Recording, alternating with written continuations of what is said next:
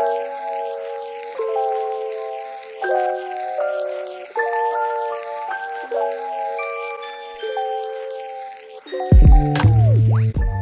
everyone, my name is Pragna Nidumolu and I am the founder of EcoTeens, an initiative that helps raise awareness of climate change and how teens can come together across the globe to do their part in making this world a greener place.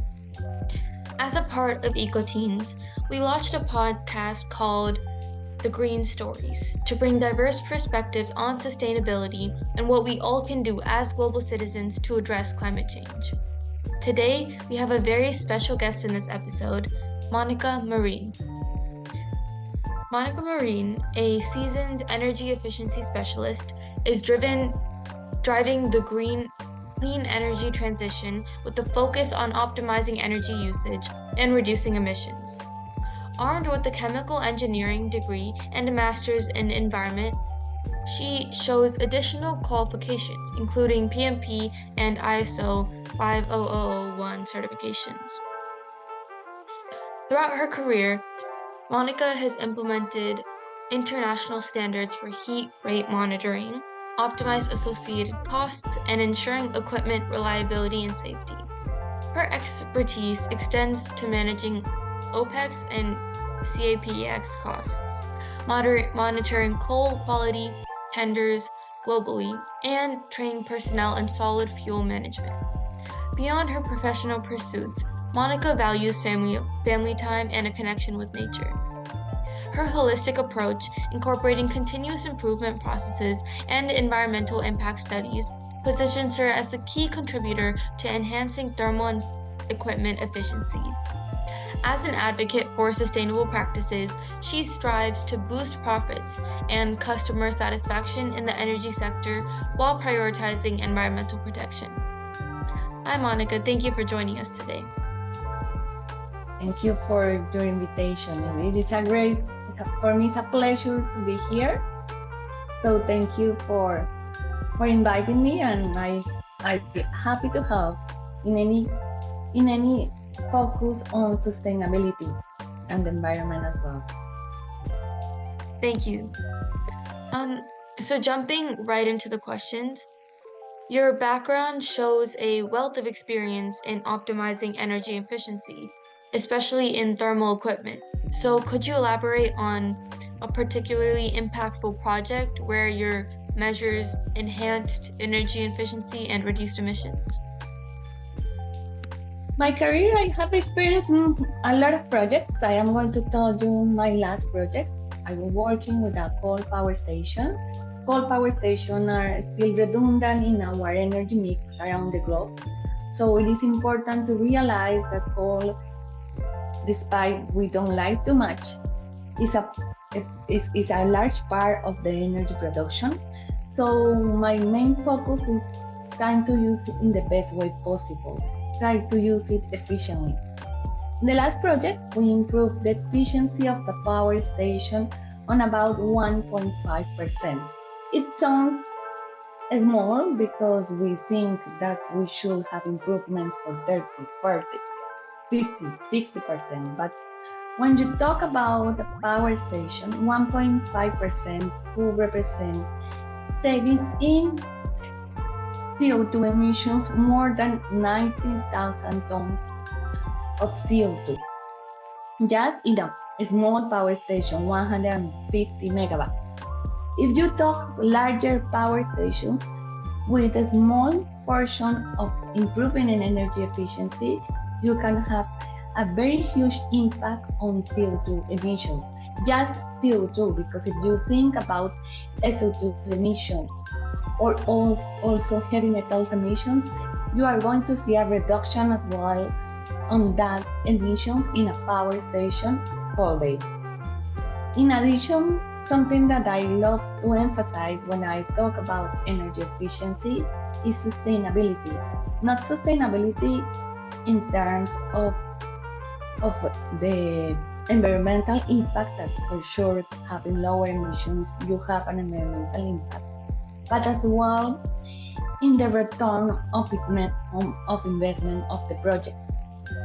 Something that you realize with energy efficiency is that with good practices and trying to achieve energy efficiency in a power station, for example, these savings are associated in a year or in a period of 2 years. It's a very short period of time where you can check the efficiency of the power station and you can sustain that efficiency changes in the long term. So it's a reduction and saving costs as well. For me, energy efficiency is saving money, saving the assets, and saving the planet. There is three things that you can do with energy efficiency. When you think about energy efficiency, for me, it is vital to realize that when we talk about all the sustainable and strategic practices that we as the global way should implement in the long term to assure less emissions and to assure the targets for a sustainable world. Energy efficiency plays a vital role. It means that more than 37% of this goal that we need to reduce global emissions, it could achieve through energy efficiency using the current assets we have today. So this is so important because when we think about other strategies like renewables, for example, that is a strategy that is very well known for many people. All of us, we want to have more solar, more wind, more hydro generation. But when we think about the impact of renewables on assuring a sustainable strategy to reduce global emissions, it's also just the 32%. It means for 2050, it means that energy efficiency plays a vital role. Between energy efficiency and renewables, we have almost 70% of the strategies to reduce global emissions. So trying to focus not just on renewables, that is important as well. I am convinced that you need part of the energy mix balance between the traditional energy sources plus renewables plus nuclear. I guess all of these new technologies and existing technologies are necessary for having an energy mix more balanced for a sustainable world. And I am not going to tell you that I expect a world without coal. I guess it's pretty difficult to do because we need fossil fuels in many countries, especially places where this material is abundant and cheap. And when we need to afford security and reliable energy, you need to think about these kind of fuels as well. But something that I am convinced is that you need renewables, fossil fuels, energy efficiency in any development you do. Because sometimes I realize in a small project I am working these days that they were more focused on in solar panels and they implement the solar panels and they forget about energy efficiency. And something that they realize is despite they have solar panels, they need to buy to the electricity grid more energy to supply all the energy demand of the facility. So one thing that I recommend then is you need to focus on energy efficiency. Once you improve your processes and guarantee the energy efficiency, you are going to use a renewable source of energy that will be cheaper.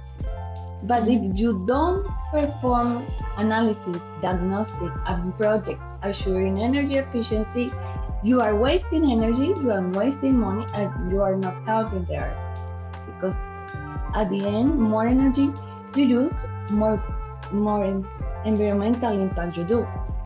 The most environmental energy you could have is not the energy you don't use. So this is the reason I always think on energy efficiency, including in Christmas time.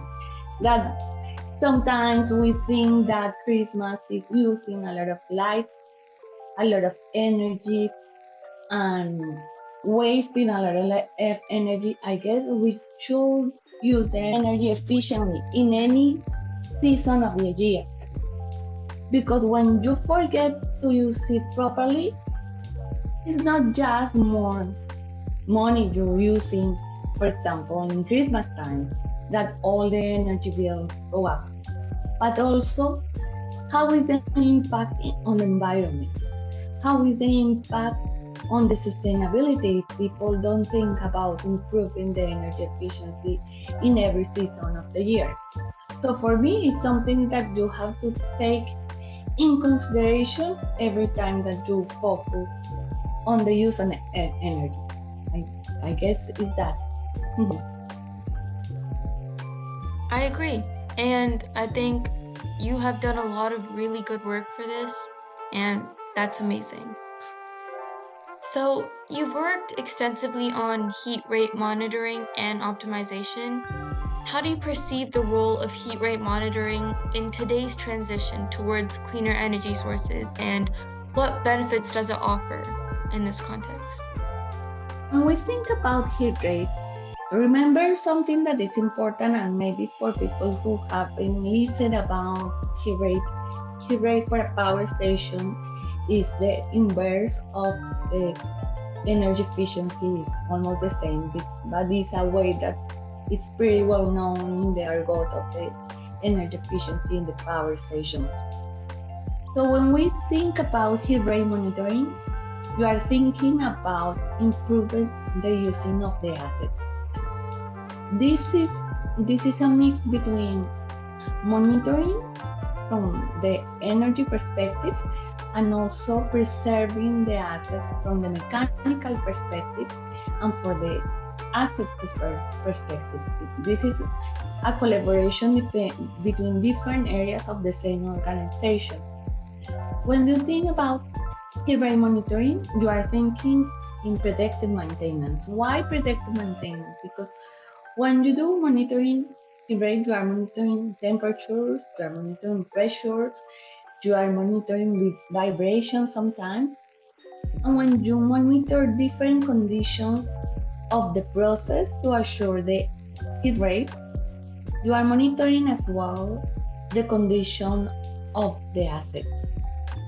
This is a collaborative task together with maintenance departments many times, because sometimes you realize, I am going to put an example of a feed water heater. When you are doing heat rate monitoring, you are monitoring the feed water inlet to the boiler, for example, in order to check the performance of the boiler and in order to check the performance of the water cycle, that you have the performance based on the heat rate of the cycle and the efficiency of the boiler. When you do that monitoring, you realize that, for example, your boiler is lower efficiency and your steam cycle as well. So you have to ask yourself, what is happening? Is the process or is the machine? Sometimes you realize that it's something in the process, but the example I am thinking about was a feed water heater from the high pressure section was operating giving less temperature or lower temperature than expected to the boiler. We have to do a complete analysis, not just the trend of the temperature monitoring, that is the first time, but also we do perform a complete analysis of the device. We make a borescopic expansion as well, and we realized that was a failure, mechanical failure of the feed water heater. When we did that, we realized that we have to take out the feed water heater to make an overhaul and to perform all the maintenance works. After doing the maintenance works during a regular overhaul, the feed water heater operating again as at the beginning, the temperature increased and we recover more than 50 BTU per kilowatt hour. That is like the portion on heat rate. That it means that work and that monitoring in the heat rate helps you a lot to improve the process and also to check the assets. That in this case was the feed water heater.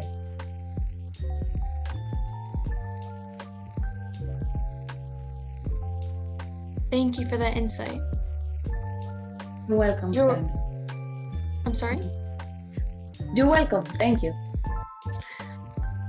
So your involvement in international coal quality tenders across many different regions, and it's very interesting. So how do variations in coal quality impact energy efficiency, and what strategies have you used to mitigate these challenges?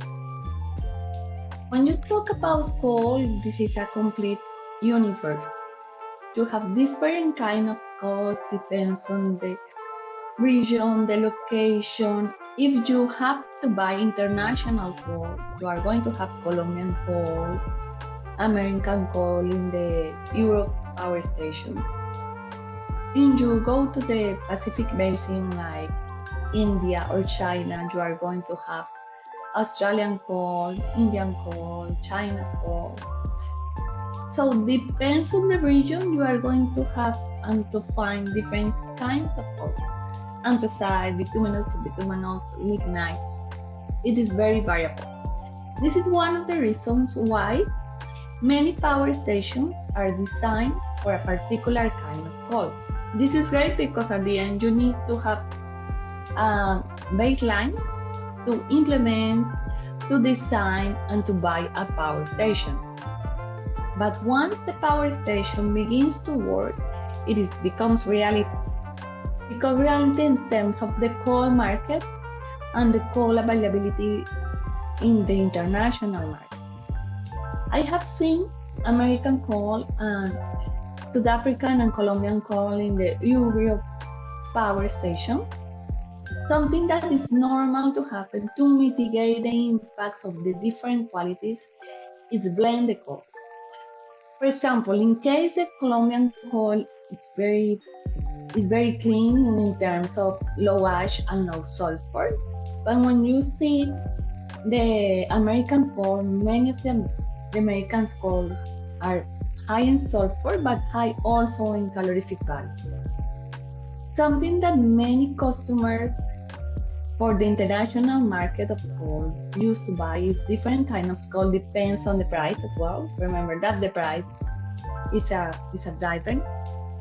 But once you decide to have a power station, I am going to give you 3 recommendations. One is try to select the coal because the value to your power station. Value means try to evaluate the coal characteristics.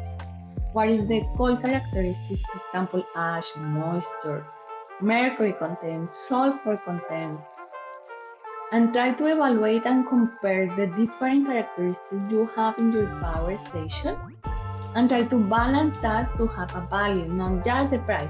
Because sometimes when you go for the cheaper price, you have for the higher emissions, you have for the higher problems in your boiler, in your facilities, you are going to have stock material or you are going to have a lot of slagging as well. So one of my big recommendations is buy the coal thinking in the value you have. Second, try to make the best analysis and sampling process to understand your blending. Because many customers, and it's a usual practice, used to make different blends of different coals between Colombian, South African. Sometimes it's a coal that self-heating is very high and fast, so you try to use it as soon as possible to avoid combustion in the process before you feed to the boiler. So one of my recommendations is also to think to make the best sampling possible to notice or to realize the quality of your coal.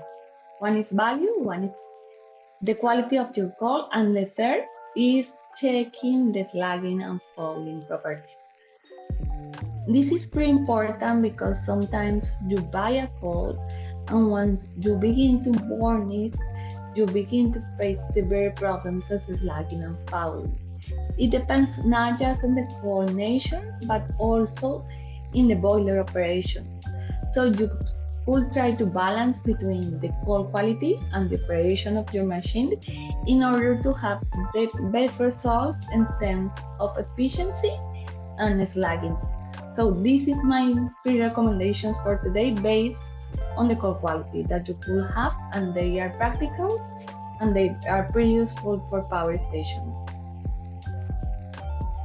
Very interesting, thank you. Finally, what advice would you give to companies that want to prioritize and implement energy efficiency measures that effectively while ensuring customer satisfaction and profitability at the same time? I love with the energy efficiency, as I mentioned you before, you could have projects with the rate of investment or the time of investment very short, between 6 months to 1 year, 2 years. This is great because this is something that you can implement and you see really in the process in a very short period of time. This is something that any company should focus on. Once you think in saving energy and energy efficiency, your return of investment will be in a short period of time. That for many managers, this is a good driver, money. The second driver for me is environment. Why environment? Because once you detect how many efficiency in energy efficiency you realize, you can translate that into CO2 emissions. In many countries, for example, in Colombia, we are going to have a carbon tax in 2025, but other countries have beginning earlier than that. So think not just in the tax payment, but also how you contribute to save the environment when you practice energy efficiency. And third is sustainability.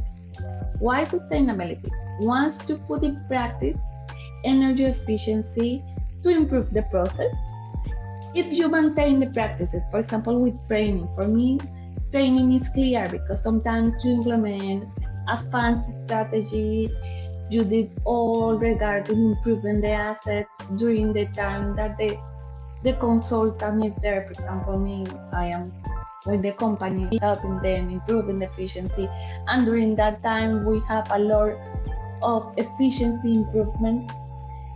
The next step to assure that efficiency process is training the people, is make that the people inside the company realize the importance of preserving the assets for the best efficiency possible. If your goal is to have a long-term strategy regarding energy efficiency and assure sustainable results in the long term, you have to train the people. And training based on how they can contribute to preserve the efficiency that you have now and how to improve that efficiency in the future. That's possible, that's doable, and for sure you can have the consultant for improving the efficiency during the first period of the implementation of the project, but then you can have your own people trying to assure that efficiency measures and practices and projects are working accordingly, and this is sustainable during the time. Very incredible insights. I've learned so much. Thank you so much for joining me today. It was a pleasure talking to you. See you in the next one.